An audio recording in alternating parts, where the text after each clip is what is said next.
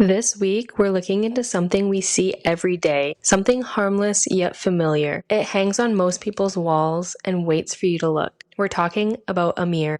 What if mirrors don't just reflect us? What if they remember us? Maybe they watch us back and there's something on the other side, waiting. Throughout history, mirrors have been seen as windows not just to our faces, but to the unseen. Ancient Romans covered them when someone died, fearing that the soul might get trapped inside the mirror. Victorians did the same during mourning. They said a mirror could catch a spirit before it moved on.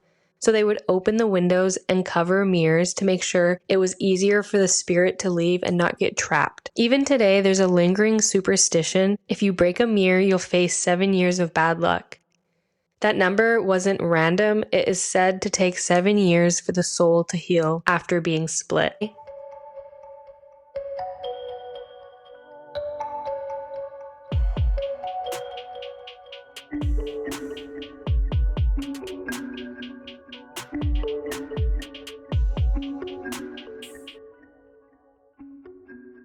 Hello and welcome back for another episode of Alice in the Unknown. I'm Krista and today we're uncovering mirrors. Get ready because I looked a lot into this and I've been thinking a lot about mirrors and what they represent and if there's something more to them than what we just think. We use mirrors every day. They're so common that you don't really think twice, but maybe we should. After all this stuff that I've looked into, it is really interesting. Mirrors don't just reflect light. Some traditions say that they reflect the soul, that they're portals to other worlds. According to one article I found, a mirror can hold energy, amplify it, and even disturb the balance in a room. Before, I never really thought much about mirrors, but across the world, people view mirrors as something to be cautious about, that they open doors to other worlds and for something to enter ours. Today, psychologists have even studied it. They say that staring into your reflection for too long can trigger something called the strange face illusion. It's when your brain starts to distort your features. It's said that your brain's not designed to focus on yourself for that long, so maybe that's why mirrors have always unsettled us. You stare in a mirror for too long and you start to look weird. You're hyper-focusing on certain things that you don't really think about every day. The longer we stare, the less we recognize ourselves. It's as if the mirror begins to reveal something else beneath the surface. But before we can talk about what a mirror shows us, we have to understand what a mirror is. Early mirrors weren't like the ones we hang in our bathrooms today. They were made with metal, bronze, copper, even silver. In the 1600s, most mirrors were made with a thin tinfoil with liquid mercury poured on top. But the thing is, mercury is toxic. The process of making a mirror could poison the maker. Many workers suffered severe health problems from inhaling the toxic fumes, and it wasn't until the 1840s when it was eventually replaced. That's almost 250 years later. So many people passed and had complications by making these mirrors. Maybe that's why mirrors became a symbol of vanity and danger, because their creation comes with a price. In today's day, mirrors have been horror movies' favorite tricks for years. The moment when someone looks up and sees something that shouldn't be there. Maybe there's something looking at them through the mirror, or their own reflection moves without them moving.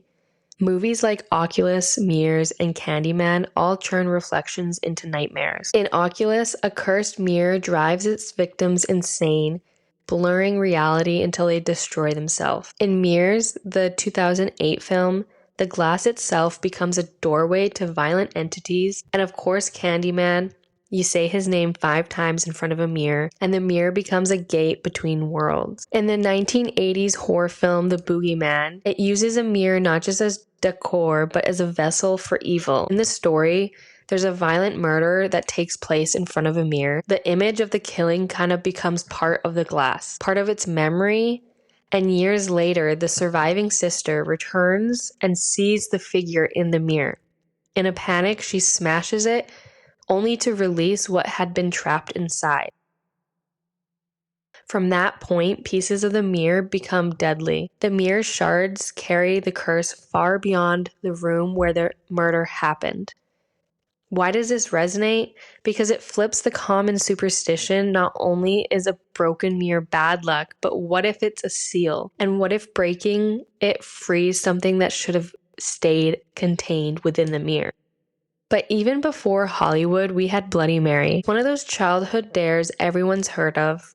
Well, most people. You stand in front of a mirror, lights off, maybe a single candle flickering, and you say her name 3 times. Bloody Mary, Bloody Mary, Bloody Mary. It's kind of like Candyman. Then you wait and you'll see a flash of movement. Others swear a woman's face appears, sometimes pale, ghostly, sometimes covered in blood. The stories vary, but they all agree on one thing. Once you've summoned her, you've crossed a line that you can't easily undo. So who is Bloody Mary really? I looked into a few theories. The first ties back to Queen Mary I of England, who earned her name Bloody Mary for her brutal prosecution of Protestants during her reign in the 1500s. Some people believe that legend twisted her legacy into something even darker, that her spirit is cursed to appear in mirrors when her name is called. Other versions tell a different story. Some say it's Mary Worth, which was a witch that was accused during the Salem witch trials. She was executed for practicing dark magic, and they think that she returns through mirrors as vengeance against those who wronged her. Then there's another version about a woman named Mary who was buried alive by mistake.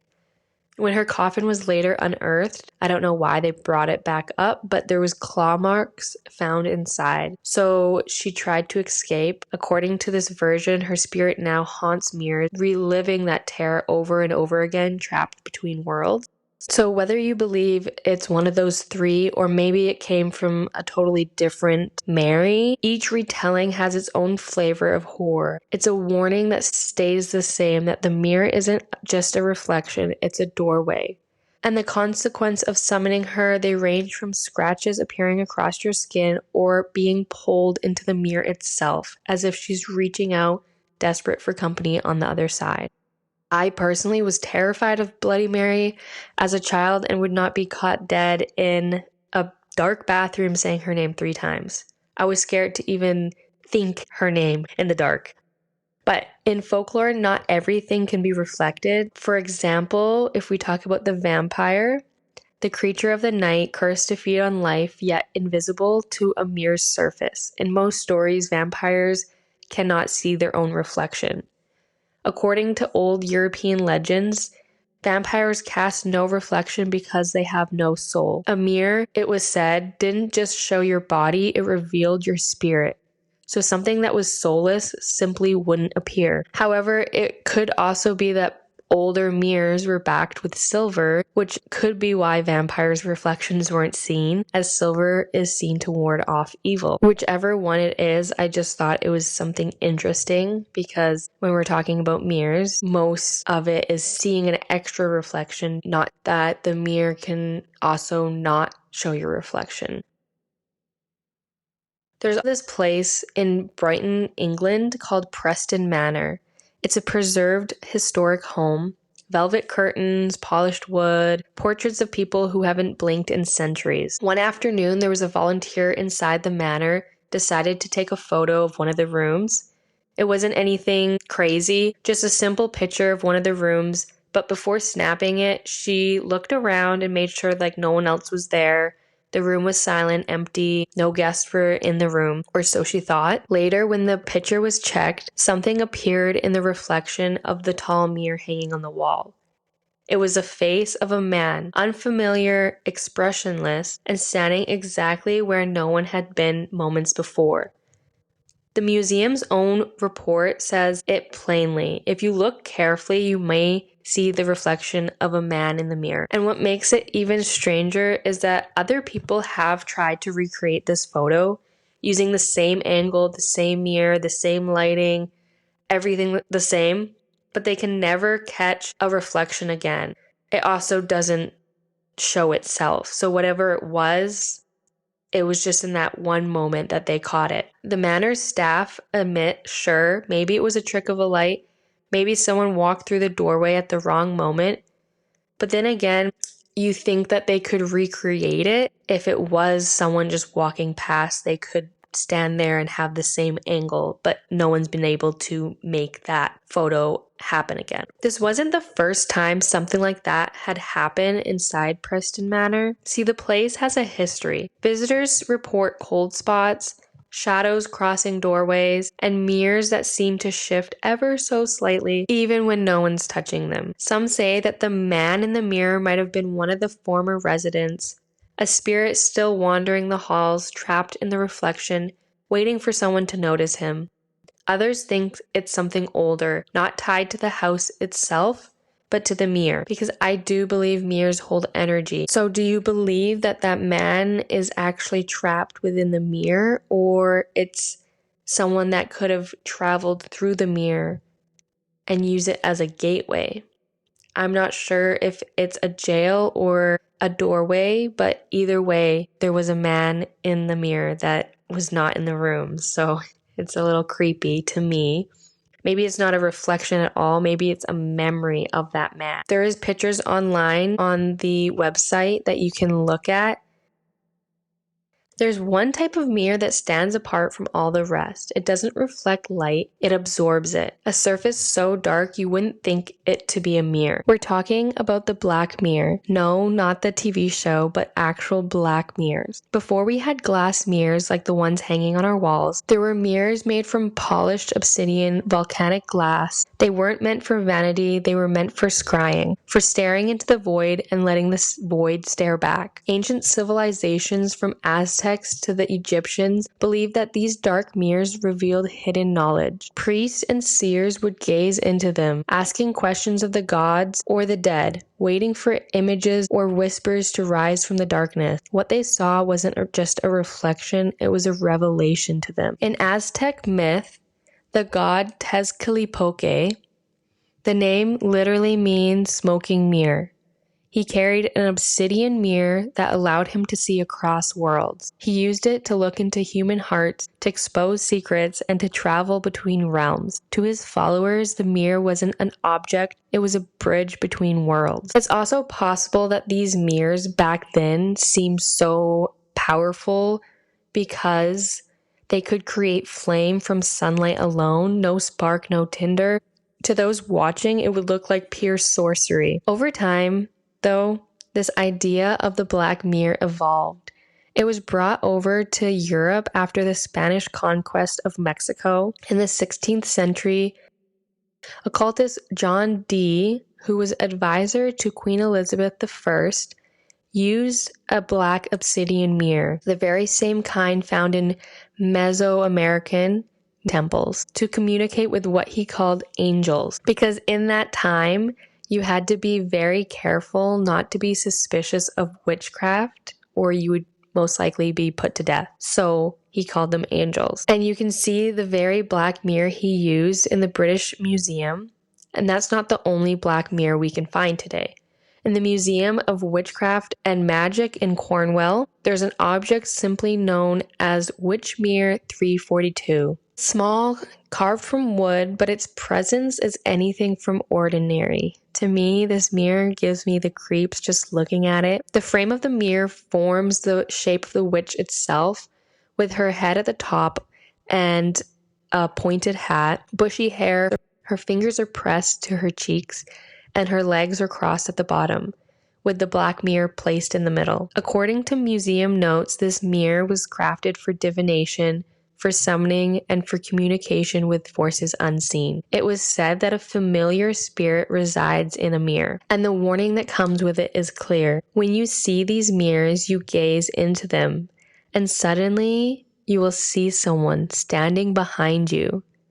Whatever you do, do not turn around. Remember that. Never, never turn around. And what happens if you do turn around? Nobody apparently really knows. But black mirrors are believed to trap spirits, so turning around might let it out, or maybe it will attach to you. This mirror is a perfect example of how ordinary objects can become something more through religion and beliefs. The witch carved into the frame signifies power, intention, or perhaps it's a warning that this isn't an everyday household mirror, it's a gateway. The idea that a familiar spirit inhabits the mirror suggests consciousness, that the mirror is no longer passive. It remembers, reacts, and lives. And then the fact that it says never turn around, the warning plays on our fear that what we cannot see feels more dangerous than what we can. All of this makes the mirror something to be feared, and in my opinion, I would not want to mess with it. I believe mirrors are more than just everyday objects. From the mirrors that hang on your walls, from obsidian mirrors to black mirrors in modern witchcraft, even the screens we stare at today, which made me wonder, are TVs black portals as well? Today, black mirrors are still used in modern witchcraft and divination. Practitioners darken a glass surface, or they use obsidian. They focus until the boundaries between physical and spiritual blur. It is said that the mirror acts both as a window and a veil, revealing what's hidden. And maybe that's why the concept still haunts us now, centuries later, even in our screens. Think about it. Your phone, your TV, your laptop, when they're off, what do you see? It's a reflection of yourself. So maybe not much has changed after all. Maybe we're still scrying, only now the spirit that answers us are made of data. Now let's talk about cleansing, because if mirrors really do hold energy or act as a portal, it makes sense that you'd want to keep them clear, right? Not just physically, but spiritually. Mirrors are believed to absorb what happens around them, emotions, tension, even darker energy. Over time, that buildup can start to feel heavy, like the mirror's holding more than just a reflection. Which brings me to the idea of not placing two mirrors facing each other. We hear people say this often, but why is that? Imagine two mirrors positioned opposite of each other. They form an endless tunnel of reflection. It's visually memorizing, but the legend says that the loop isn't just optical, it's energetic. It traps negative energy and it can open a door for portals. There's one article in the Times of India that says an infinite loop of reflection equals a recipe for disaster. One simple protective step, if you do find two mirrors facing each other, is to cover one. Some cultures do this, like I said earlier, when someone dies, so that the soul doesn't get caught in the mirror loop. And for new mirrors, you might think just hang it up on your wall, but you should clean it before. Even if it's new, mirrors will pick up the energy of the space it was before. So even in the store, it could pick up negative energy. That's why many traditions say that you should cleanse your mirrors regularly.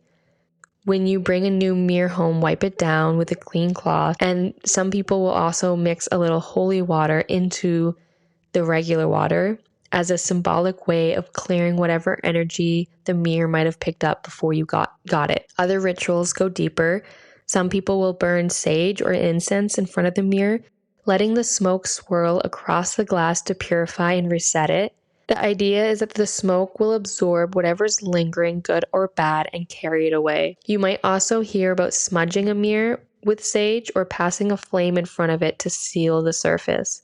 These are all meant to keep the mirror from becoming a channel for unwanted energies. Other people will pray over the mirrors, and I've also seen people take a real key and place it in front of the mirror and pretend to lock it. So whether you believe in portals or spirits, there's something grounding about the act itself. Taking a moment to cleanse, reset, and remind yourself. You decide what kind of energy your space reflects back to you. So when you have a mirror in your house, here are a few more rules to keep you safe for placement. You're never supposed to place a mirror across from your bed or in your bedroom because you don't know who could be watching you. As well, it's said that your energy can be absorbed into the mirror, so you might wake up feeling way more tired than you normally would. You're also not supposed to face two mirrors towards each other. Like I said, you don't know what portal you're opening. Do not face mirrors towards open windows. This creates an invitation for energies to enter, as well as don't face a mirror facing your front door. It's said to remove good and bad energy from your home, so instead place your mirror to the right side of your door. After all this research and learning about mirrors, I have a new perspective on them. Maybe there's more to them than what we thought. I want to know what you guys think. Do you believe these stories could be true, that mirrors could be gateways to something unknown? Reach out to me on Instagram at Ellis and the Unknown and tell me any stories you have with mirrors. And I hope you enjoyed this episode, and I hope you leave thinking a little differently the next time you look into a mirror a little too long. If today's episode made you question what's real, then you stepped a little closer to the unknown. I'm Krista Ellis. Thank you for listening, and we'll see you next week. Bye!